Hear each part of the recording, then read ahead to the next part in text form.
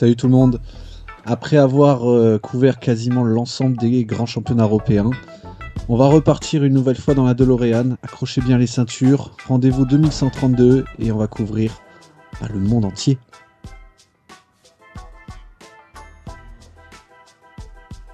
Encore salut tout le monde. Bah écoutez, le monde entier, je suis peut-être un petit peu marseillais sur les bords, mais voilà, on a fait le tour de quasiment tous les grands championnats. Je vais arrêter de vous saouler de faire club par club sur l'ensemble de tous les championnats du monde. On va aller couvrir tranquillement nos amis belges en premier, parce qu'ils parlent français. Voilà, un petit coup de chauvinisme. On ira voir aussi l'Allemagne. J'avais fait le choix de ne pas les mettre sur une vidéo entière. Il n'y a peut-être pas assez de fans de Bundesliga. Et puis justement, on va profiter de faire un petit peu, de brosser le tour pour cette dernière vidéo sur le sujet. Des sélections, les différentes coupes, que ce soit Europe, Coupe du Monde, peut-être même la Sud-América, etc., l'Asie. Et puis on va aller voir les petites dingueries qui se sont passées finalement, les ballons d'or, les récompenses et tout. En tout cas, on va brosser tout ça dans une dernière petite vidéo et j'espère qu'on va tomber sur des trucs farfelus au possible.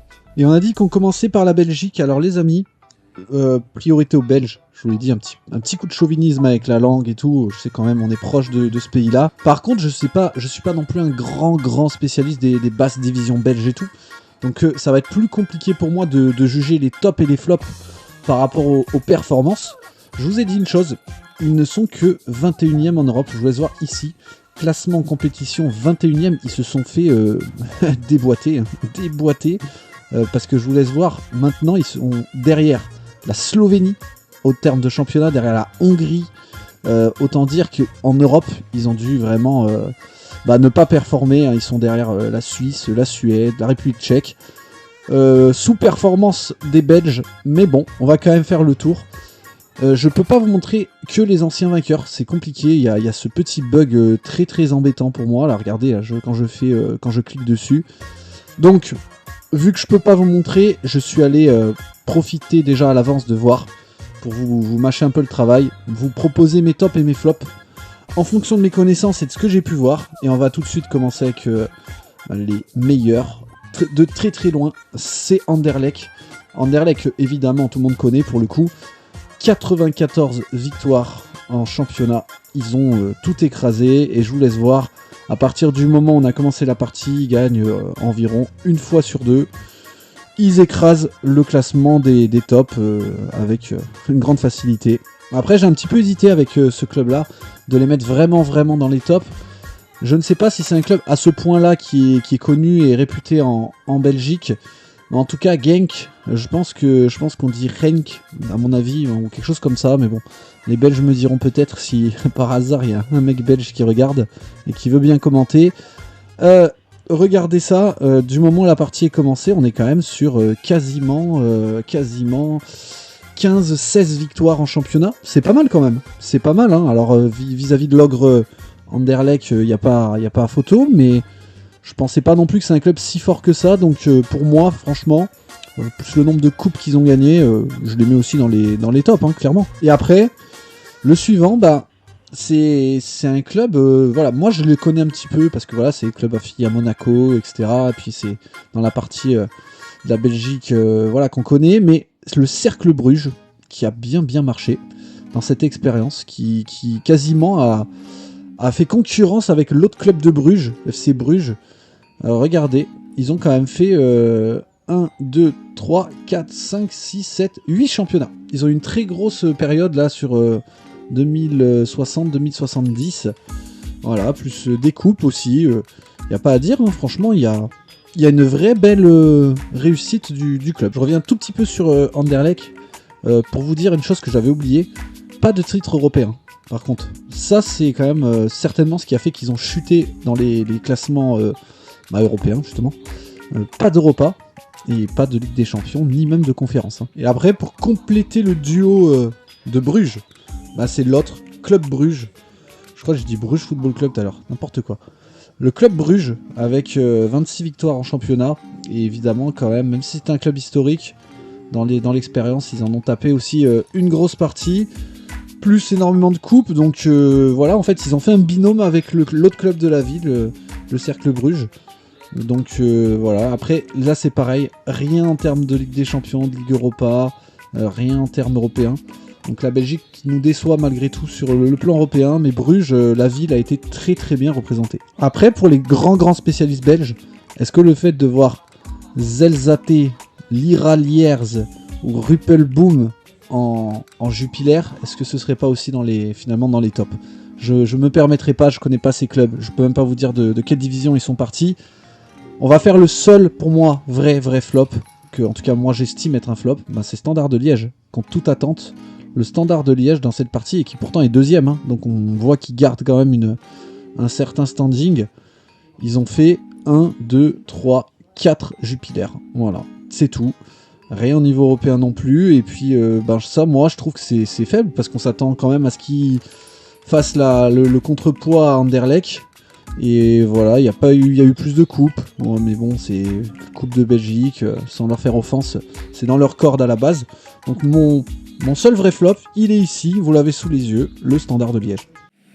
Couillonné, de A à Z, et de Z à A. Et on est du côté de l'Allemagne, la Bundesliga. Là, ça a plus changé. Déjà, rien que visuellement, quand vous prenez les trois premiers, Bochum, Wolfsburg, Stuttgart. Alors, Bochum, franchement, c'est quand même une belle surprise. Wolfsburg et Stuttgart un peu moins, mais quand même, c'est pas les clubs qui sont non plus les plus dominateurs IRL. Le Bayern n'est que 6ème actuellement, Dortmund 7ème. On pourrait même rajouter Leipzig qui est 14ème.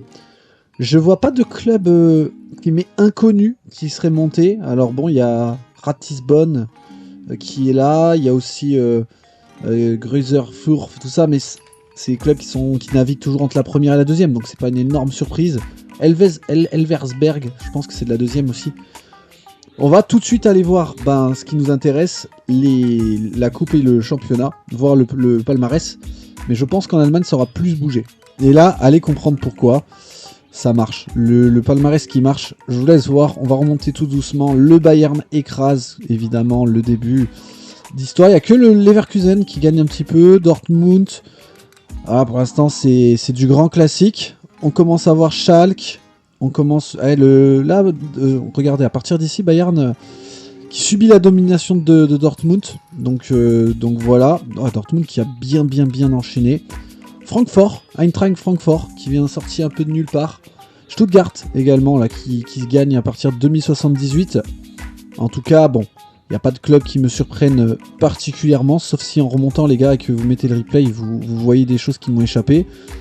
Munich, Stuttgart, et à partir de là, on commence à voir Bochum qui a gagné. Donc, regardez, ils étaient apparus ici, là, à partir de 2106. Et à partir de là, regardez-moi ça. Regardez Bochum. Ils écrasent la Bundesliga pendant plus de 10-15 ans là. 10-15 ans. Bochum, regardez-moi ça. Qui va être pour moi l'équipe 3 Ligues des Champions, 15 Bundesliga, 5 Pokal. Franchement, c'est mon top. Hein. Moi, si je dois en dire un, on va mettre Bochum. On va mettre le Bayern, évidemment. Hein. On va mettre le Bayern pour le nombre de victoires. Alors, l'équivalent de Paris et du Real Madrid pour l'Espagne et la France. Et on va mettre Dortmund. Dortmund, c'est pareil. Hein. Franchement, ils ont fait le boulot. Ils ont fait 28 Bundesliga. Voilà, vous avez mon petit top, mais mon podium des tops. Bochum avec le Bayern et Dortmund. Et après, dans les flops, c'est clair que Leipzig, je crois que je voulais même pas annoncer une seule fois. Le Red Bull, qui pour moi aurait pu prétendre à quand même quelque chose, 0 Bundesliga. Voilà, vous voyez, à partir de même en 2132, ils n'auront rien gagné du côté de Red Bull. Après, pour ce qui est de la Pokal, on retrouve les mêmes noms, c'est logique. Hein, voilà, ceux qui gagnent en championnat gagnent souvent en coupe. On va quand même mettre un petit truc, St. Pauli, qui a réussi à gagner en 2083. Ça sort un petit peu des clubs habituels pour le FC St. Pauli. Et puis j'avais repéré aussi l'Union Berlin. L'Union Berlin qui a réussi à gagner aussi une coupe. Voilà, Karlsruhe qui en a gagné une aussi, ça j'avais pas vu. Dans les clubs qui sont un peu moins cotés, si je peux dire ça comme ça. Et après on retrouve les mêmes. Hein. On est sur Stuttgart, Bochum, le Bayern ou encore Leverkusen et Dortmund. Bon là on va commencer à regarder ce qui nous intéresse, l'Europe. On va commencer très vite, je suis obligé, sinon je vais faire une vidéo qui va durer des plombes. Avec la conférence, petit rappel, il y en a, s'il y en a qui savent pas ce que c'est la 3e plus basse des coupes en termes d'Europe. Et là, on va, j'espère, voir de sacrées dingueries. Regardez-moi ça. On arrive à voir déjà le Rapide de Vienne. On voit déjà du Viking Stavanger. Viking qui est déjà devant des clubs comme Twente. Et on va remonter doucement, je pense qu'on franchement on va bien rigoler. Karabag, les gars. Karabag en Azerbaïdjan. Qui gagne en 2036 devant Brandbergen. Franchement, Kairat. Regardez-moi ça devant Marseille. Le Kairat Almaty, je vous mets ça, regardez, je rigole pas. Club du Kazakhstan, qui sont actuellement en Ligue des Champions. Peut-être qu'il y en a certains qui se rappellent d'eux. Nantes qui gagne. Nantes qui gagne devant l'Atalanta. Lyon, Marseille. Kairat une nouvelle fois. Deux victoires pour Kairat. Midtjylland. On a avec le Midtjylland aussi. Et en remontant, on a quoi? Du Aris Thessalonique, Union Berlin, et City qui a été relégué, mais en tout cas vainqueur seulement de la conférence, de mi-59. L'Austria Vienne qui gagne devant l'Atlético, excusez du peu. L'Austria Vienne, pour ceux qui connaissent aussi du côté de l'Autriche. Campobasso, pour ceux qui se rappellent en Italie, on avait vu qu'ils avaient gagné de la conférence. Le Campobasso. Asteras Tripolis. Alors ça, club de Grèce. L'Asteras Tripolis qui vient gagner une conférence. Je valide. Et on va continuer à remonter. Burgos, vous vous souvenez la vidéo de l'Espagne? Burgos qui est un club qui domine maintenant en Espagne. Le Saint-Gall, le FC Saint-Gall en Suisse. Oviedo, on a Salzbourg, on a Lille, Tottenham, Laik Solna. Ça c'est du côté de la Suède. On a quoi d'autre? Alors on va remonter doucement. On a la Sociedad, on a Göteborg, le Hajduk, Split, Wolfsberger, la Puskás Academia qui gagne devant Newcastle. Franchement, le Maccabi Haïfa. C'est là que ça me régale, les gars. Ça arrivait à des clubs comme ça qui commencent à monter en Europe. Et les vainqueurs en titre, les gars, regardez-moi ce final de Vier. Le Dior, je pense que c'est de la Hongrie, qui joue devant Volos, qui gagne devant Volos en Grèce. Bon bah les gars, tout est dit. Je sais pas si c'est pas le fait que Kairat ait gagné 2 conférences qui me semble le plus dingue. Parce qu'ils en ont pas gagné qu'une, quoi. Ils ont réussi à le faire 2 fois. Et là on rentre un peu plus dans la cour des grands, la Ligue Europa. La Ligue Europa où maintenant, j'ai envie de vous dire, il faut être un grand club pour gagner. Il faut être un grand club pour gagner. En tout cas, gagner une Europa, c'est vraiment une performance. Le début, il est classique. Séville, l'Atalanta, Dortmund, etc. C'est logique. Rien de choquant. Et puis les années vont passer. On a de la Roma. On a du côté d'Italie, on a l'Udinese, Tottenham, Crystal Palace, Brentford. Les clubs anglais, pour moi, à chaque fois, c'est logique. Marseille est allé la gagner quand même. Vous avez vu devant qui? Wolfsberger, ce qu'on avait vu tout à l'heure. Wolfsberger qui a dû bien marcher dans cette expérience. Gérone, Burgos, comme d'habitude, je vous l'avais dit, Clermont, City. Il y a moins de tout petits clubs là quand même, ce qui me semble plus logique. Mais il y a moins de petits clubs. Et regardez, là le premier, il est là. Il est vraiment là. Le club de Wolfsberger. On va aller cliquer sur eux là parce que franchement, il m'intrigue. C'est 25 titres de leur championnat. Ce club qui a littéralement percé. Une Europa, une coupe, une super coupe, une conférence, plein de coupes. Eux, c'est typiquement le club sorti de nulle part, réputation mondiale, qui a percé, alors qu'on s'y attendait, mais pas du tout. Donc pour moi, premier club surprise en Europa. Et puis on reprend le cours, Benfica et Viking. Viking qui avait aussi gagné une conférence. Voilà, là on a notre deuxième Wolfsberger. 22 championnats de Norvège. Je sais pas ce que c'est ça. En fait, non. C'est élite syrienne, je crois. Leur 27 championnats, 22. Bon, bah écoutez, je sais pas si c'est pas leur coupe. Une Europa, une conférence. Et voilà. Club continental. C'est pareil. Viking qui est la deuxième surprise. En tout cas, de l'Europa. On remonte. Alors, on a quoi? On a Oviedo, Torino, Salzbourg, Trnava. Alors voilà. Encore une fois. Trnava, c'est quoi cette connerie? Club de Slovaquie. Et ils ont gagné quoi? Ils ont gagné une Europa, une super coupe, Et puis après, ouais, leur championnat, quoi. Ok, ouais, c'est à peu près pareil. On est sur la même chose que Viking, club de réputation continentale. Turnava, s'il y en a qui avaient déjà joué avec eux, ils doivent être contents. Et on continue à remonter. Le Porto, Dortmund, Austria-Vienne, regardez-moi ça les gars. Conférence, 2 Europa pour l'Austria. Continental, 26. L'Autriche a bien marché, hein, je vous l'avais montré. Hein. L'Autriche a bien marché entre eux et Wolfsberger, en tout cas. Et puis on reste sur du classique pour la fin, avec la Juventus champion en titre, devant Ferencváros et Oviedo qui s'est mangé 3 finales perdues en 6 ans, quoi. En tout cas, on a eu quand même de belles surprises, surtout en fin de game. Une finale là en 2120-2121, 100% autrichienne. Austria-Vienne, Sturm Graz. Et puis la plus grande, la plus belle, la coupe aux grandes oreilles, Ligue des Champions. Je vous demande s'il vous plaît de me sortir au moins une grosse dinguerie dans ce classement. Il y a pas mal de clubs du coup, on le sait déjà, parce qu'on a couvert quand même presque tous les grands championnats. Mais sortez-moi je sais pas moi, un club de sortie de nulle part qui nous en remporte une, ce serait quand même magnifique. On va commencer doucement à remonter. Au début, il n'y a rien voilà, comme d'habitude. Hein. On est tout de suite sur les clubs qu'on connaît.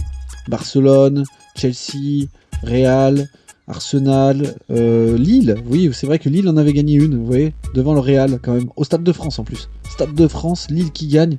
Ça devait être un bon moment pour les Lillois. On va remonter avec Milan, Paris, les clubs de Milan, hein, ils se sont partagés là par exemple 3 ans d'affilée, regardez-moi ça, 3 ans d'affilée le titre, et en plus de ça ils ont le luxe de se faire un derby en finale, donc ça c'est beau aussi. L'Italie qui a dominé, hein. Juve, je vous laisse voir, Juve, Inter, encore la Juve.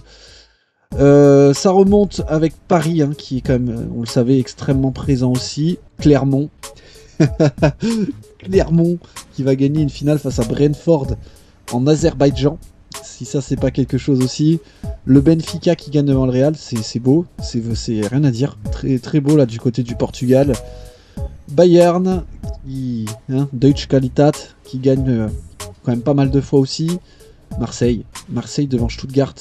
Et regardez ça, peut-être 20 ou 30 ans après, c'est encore un club français qui gagne en Azerbaïdjan à Bakou. Voilà, comme Clermont. Schalke, Brentford, on remonte, Paris, Gérone qui en gagne 2. Je vous avais montré aussi du côté de l'Espagne, Gérone qui gagne une fois du côté de Villarreal, voilà, et du côté de l'Ajax, du stade de l'Ajax, c'est joli. On remonte Lyon qui en gagne 2. Voilà, je vais me passer de tout commentaire devant Borum qui gagne d'ailleurs devant Gérone. Borum c'est devenu un grand club, hein. Franchement, rien à dire. Les Borum ils ont fait le boulot. Et on s'arrête sur le tenant du titre, l'Olympique de Marseille. Si ça c'est pas quelque chose. Et qui est 2 victoires dans les 3 dernières éditions.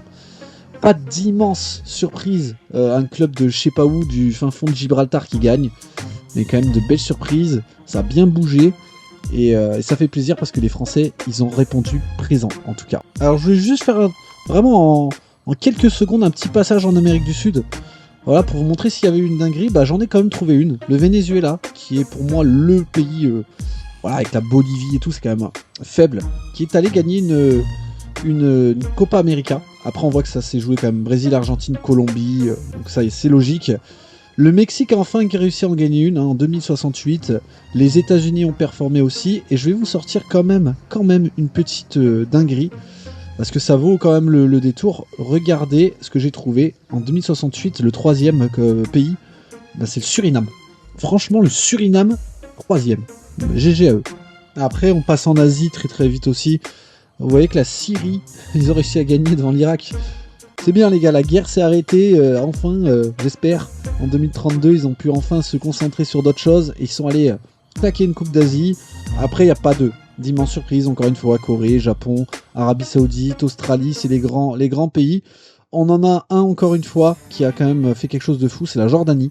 La Jordanie qui gagne devant le Japon. La Thaïlande, ça me surprend moins, mais voilà. Et puis là actuellement, c'est un peu les Émirats Arabes Unis qui sont pas mal, avec une petite finale là de l'Ouzbékistan, qui se rappelle au bon souvenir de Francis Le Bonnet.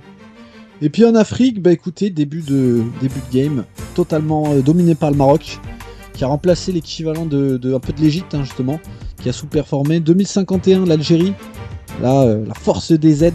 Je peux vous dire qu'en 2051, ça a dû être le Sbeul. Et puis le Ghana, qui a remplacé un petit peu au fur et à mesure. Regardez, la Ghana, encore une fois, qui a remplacé le Maroc au fur et à mesure. Il joue plus, hein, c'est vrai, la CAN que les autres continents, donc il y a plus de vainqueurs.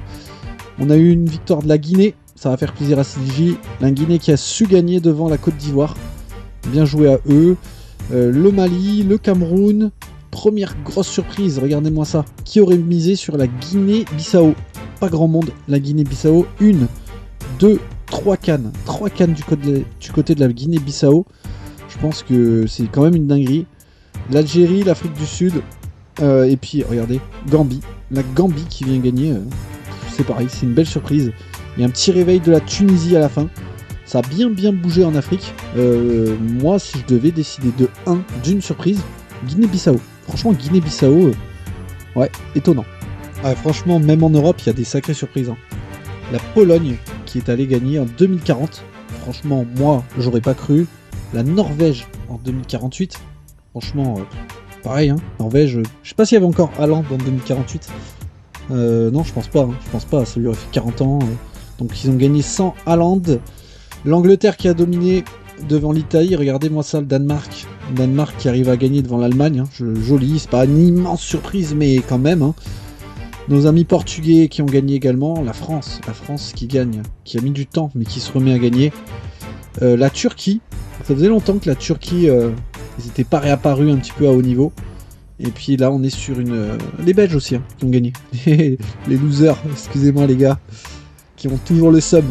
Et puis l'Italie, qui est la championne en titre devant l'Écosse. Donc pareil, hein, des belles surprises finalement. En plus, assez tôt dans la game, hein, quand même. Pologne-Norvège, j'avais pas vu aussi ça. L'Irlande, et devant l'Angleterre en plus. L'Irlande devant l'Angleterre. En tout cas, l'Europe, pareil, ça a vraiment bien bougé. Allez, je sais que je dis souvent ça, mais je vais devoir rusher parce que sinon, je vais vous faire une vidéo qui est vraiment trop longue. Donc la Coupe du Monde qui nous a offert également son lot de surprises. Je vais vous passer uniquement les choses que je trouve folles. Regardez la Serbie. La Serbie championne du monde. Les États-Unis champions du monde. La Corée du Sud championne du monde. Ça, c'est quand même très beau. Le Mexique a été champion du monde, ça me fait très plaisir, vraiment, je vous le dis honnêtement, j'adore le Mexique. Après on a forcément des pays classiques, hein, Argentine, France, Allemagne, Espagne, Brésil. En remontant, regardez, Francis Le Bonnet, il doit avoir le seum lui aussi. Regardez ça, 2 finales d'affilée de l'Écosse, perdues, ils ont loupé le truc, le coche, mais en tout cas... Franchement, une Coupe du Monde qui a réservé son lot de surprises. Je vous laisse voir une dernière fois pour ceux qui veulent revenir dessus. J'avais envie de faire aussi le tour des ballons d'or avec vous, on n'aura pas le temps. Donc ce qu'on va faire, on va juste prendre le dernier.